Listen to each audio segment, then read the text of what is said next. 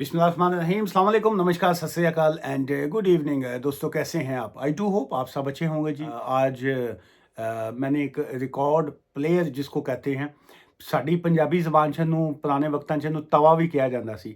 वो जो रिकॉर्डर होता है ना जी, जो उसके ऊपर आके चलाते हैं, उन्हें तवा किया जाता सी। सो मैं अभी जो है वो भी ऐड करता हूँ इस वीडियो में। उस पर कमेंट्स कीजिएगा, बताइएगा आपको कैसा लगा। सो ये मैंने इटली से मंगवाया है जी, और इसको मैं ओपन करूँगा और दिखाऊँगा आपको कि ये है क्या।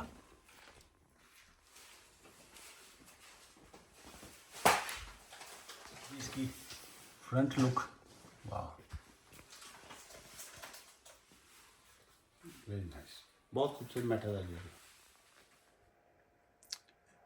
ले जी, डन हो गया, रेडी।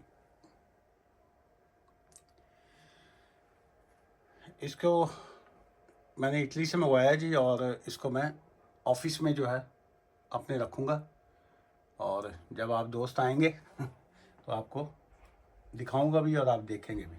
तो चलिए अब चलते हैं सवालों की तरफ। ये सवाल है जी कि सर, मेरा एक क्वेश्चन है, प्लीज़ आंसर ज़रूर दीजिएगा। आपको अगर अगर कोई अपील करता है फर्स्ट ट्राइब्यूनल में, ये फर्स्ट अपील की बात हो रही है जी, और होम ऑफिस जो बंडल प्रोवाइड करता है वो एवरी डॉक्यूमेंट्स वही होते हैं जो हमने अपनी एप्लीकेशन सपोर्ट के लिए सबमिट किए हुए थे।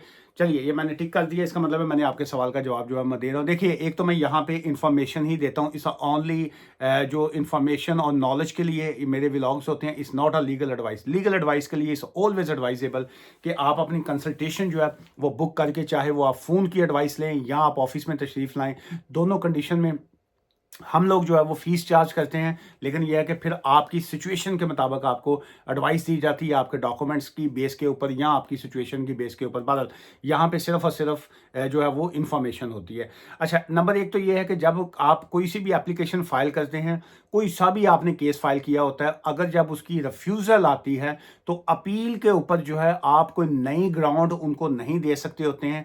आपकी अपील उन्हीं सिचुएशन और उसी केस के ऊपर होती है जब आपने एप्लीकेशन को फाइल किया होता है।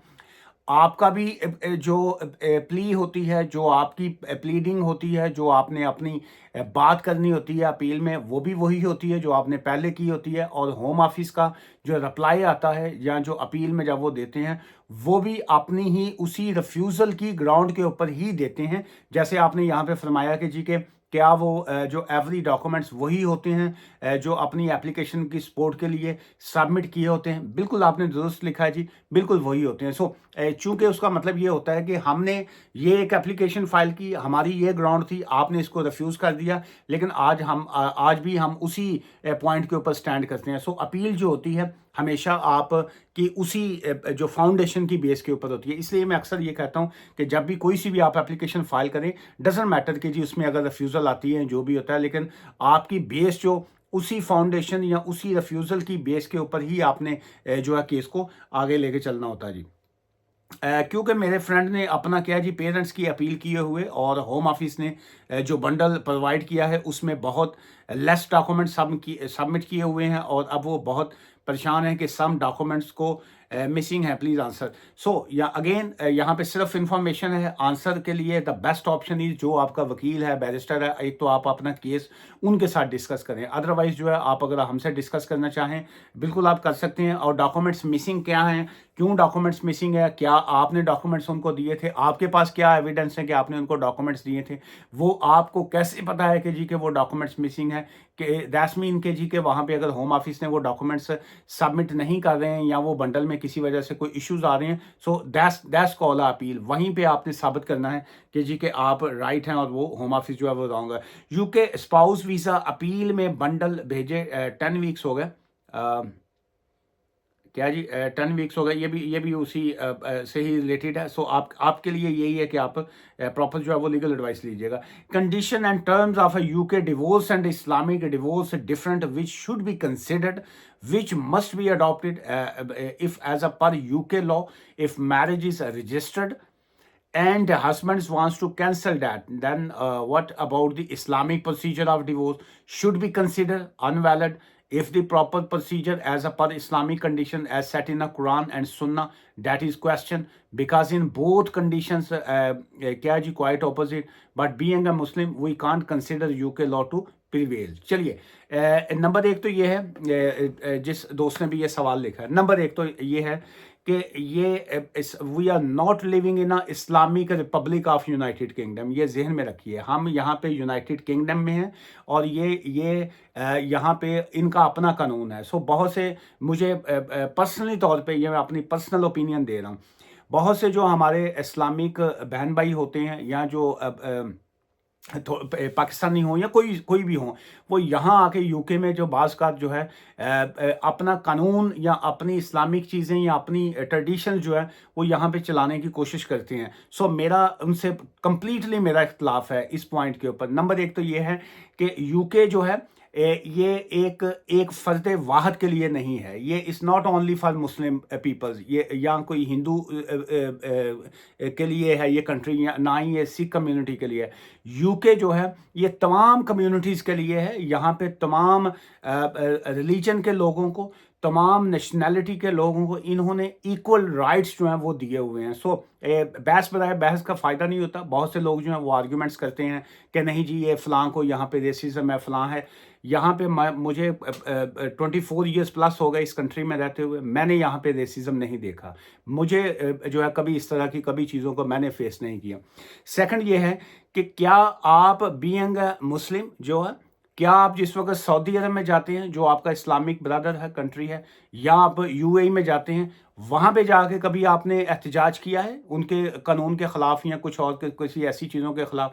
क्या आप कभी पॉलिटिकली तौर पे जो जिस वक्त इमरान खान साहब की जब गवर्नमेंट का इशू थे और जिस वक्त नून लीग के लोग जो थे वो खाना काबा में गए, वहाँ पे मदीना में जिस वक्त गए और वहाँ पे चोर चोर का नारा लगा, तो उस वक्त सऊदी गवर्नमेंट ने जितने लोग वहाँ पे कैमरे में और बाकी लोग पकड़े गए वहाँ पे, उन सबको सज़ाएं मिली, उन सबको जुर्माने हुए। उसकी वजह ये थी, उन्होंने कहा जी नंबर एक तो ये पाक जगह है, यहाँ पे तमाम मुस्लिम जो हैं वो किसी भी कंट्री से आएँ यहाँ पे इक्वल हैं, यहाँ पे इबादत के लिए लोग आते हैं। और सेकंड ये है कि हम सऊदी अरब में हम इनको अलाउ नहीं करते कि कोई आप सियासी एक्टिविटीज़ जो है वो करें।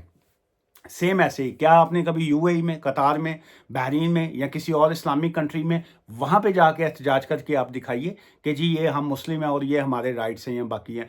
क्या वजह है कि यूके में जो है हमें आके अपना इस्लाम भी याद आ जाता है और बाकी चीज़ें भी याद आ जाती हैं। सो इसलिए बेयर इन योर माइंड कि जी के यहाँ पे इंग्लिश लॉ चलता है, यहाँ पे ओनली ब्रिटिश रूल्स हैं, उन्हीं को ही यहाँ पे फॉलो करना पड़ता है। लेकिन जो खूबसूरती की बात है, जो एक बड़ी एक ज़बरदस्त बहुत अच्छी बात है कि यहाँ पे मस्जिदें जो हैं, मॉस्क जो हैं वो आज़ाद हैं, मंदिर हैं, यहाँ पे गुरुद्वारे हैं, यहाँ पे तमाम रिलीजन के लोगों को इन्होंने आज़ादी दी हुई है कि जो आपका दिल करता है आपका दिल करता है तो आप मंदिर में जाइए, आपका दिल करता है तो आप मस्जिद में जाएं, आपका दिल करता है तो आप पब में जाएं, क्लब में जाएं।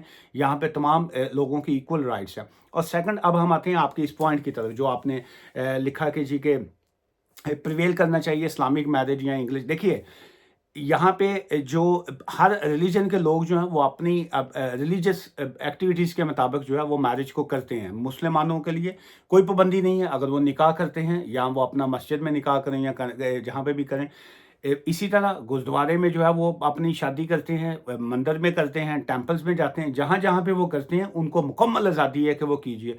वो एज अ एविडेंस जो है वो आप उसको एज अ एविडेंस जो है यूज़ कर सकते हैं कि किसी भी कोर्ट में, कोर्ट ऑफ लॉ में या होम ऑफिस में कि जी ये देखिए हमारी पिक्चर बनी हुई है, हमने मंदिर में शादी की, हमने गुरुद्वारा में शादी की, या हमारा मैरिज हुई है सारा। लेकिन कानूनी तौर पे आपका जो इस्लामिक निकाह होता है वो जस्ट एज आपका एक पर्सनल रिलीजियस मैटर है। इसी तरह जो इस्लामिक डिवोर्स है या खुला जो है, औरत जो खुला लेती है या आदमी डिवोर्स देता है, वो भी आपका एक रिलीजियस मैटर है। यूके लॉ के मुताबिक आपको जिस वक्त अगर किसी ने मैरिज को, स्पाउस वीज़ा को या किसी को स्विच करना होता है या चेंज करना होता है, उसके लिए कंपलसरी होता है, उसके लिए लाजमी है कि जी उनको इंग्लिश मैरिज जो है वो अपनी रजिस्टर्ड करनी पड़ती है। और सेकंड इसी में ये ये है, मैंने शादी की, चाहे मैंने इंडिया में शादी की, पाकिस्तान में की, उसके बाद मैं अपनी वाइफ को लेके अगर मैं यूके में आ गया हूँ, अभी मैंने यूके में अपनी मैरिज को रजिस्टर्ड नहीं किया, सो इन दैट केस जो है मुझे यूके में मैरिज को रजिस्टर्ड करवाने की ज़रूरत नहीं है, चूँकि मेरी मैरिज जो थी चाहे ओवरसीज़ कंट्री में रजिस्टर्ड थी, यूके ने मुझे जब इमिग्रेशन डिपार्टमेंट ने मेरी वाइफ को जब वीज़ा इशू किया, सो टेक्निकली तौर पे वो एक मैरिज जो है वो यूके में रजिस्टर्ड कंसिडर की जाएगा। अब मैंने जो है सोचा कि जी मैंने सेकंड मैरिज करनी है, सो उसके लिए ये है कानूनी तौर पे, चाहे मैंने उसको इस्लामिक डिवोर्स दे दी, लेकिन उसके बावजूद, या उसने मुझसे खुला ले लिया, उसके बावजूद जो है मुझे इंग्लिश, यहाँ की इंग्लिश कोर्ट से मुझे डिवोर्स का सर्टिफिकेट, डिग्री एब्सोल्यूट जो है वो लेना मेरे लिए मस्ट है। अगर अब यहाँ पे अक्सर लोग कहते हैं जी मेरी तो यूके में शादी नहीं रजिस्टर्ड हुई तो मैं डिवोर्स पे इंग्लिश क्यों लूँ।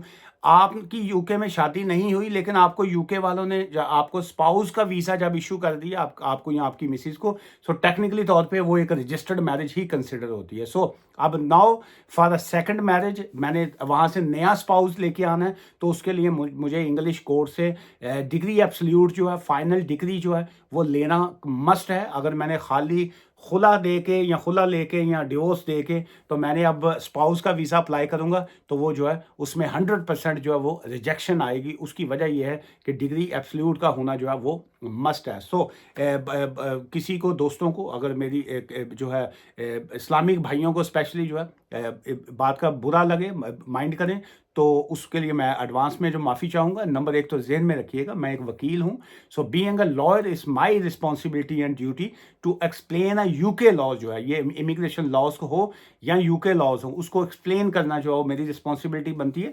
सो इसलिए अगेन आज की इस वीडियो को इसी मैसेज के साथ हम क्लोज करेंगे कि यहाँ पे तमाम रिलीजियस के लोग का सेम राइट्स हैं, यहाँ पे सेम इक्वल है। यहाँ पे ये नहीं है कि जी के हम मुस्लिम हैं तो हमारे राइट्स ज़्यादा हैं, या हम हिंदू हैं तो हमारे राइट्स ज़्यादा हैं, या हम के यहाँ पे यूके में लॉ प्रिवेल करता है, सबसे ऊपर जो है इनका अपना कानून है, यूके लॉज हैं, और उसके बाद जो है तमाम रिलीजियस के लोग जो हैं वो इक्वल हैं, उनके सभी के इक्वल राइट्स हैं। यहाँ पे चाहे कोई गोरा है रहता है, या कोई मेरी शक्ल का ब्राउन बंदा रहता है, या कोई डार्क ब्राउन है, या जिसका जो भी है, यहाँ पे रेसिज्म नहीं है, यहाँ पे कोई डिस्क्रिमिनेशन नहीं है, चाहे वो जॉब में हो या चाहे आप के रिलीजियस मैटर में हो या किसी भी तरह का जो है, यहाँ पे सभी लोगों के जो है वो इक्वल राइट्स हैं। और यही यूके की ब्यूटी है, यही यहाँ की खूबसूरती है। इसलिए यही जो यहाँ की डेमोक्रेसी है, जिसको जमहूरियत को जो दुनिया की माँ कहा जाता है, कि वर्ल्ड ऑफ डेमोक्रेसी का अगर हम बात करते हैं, जब हम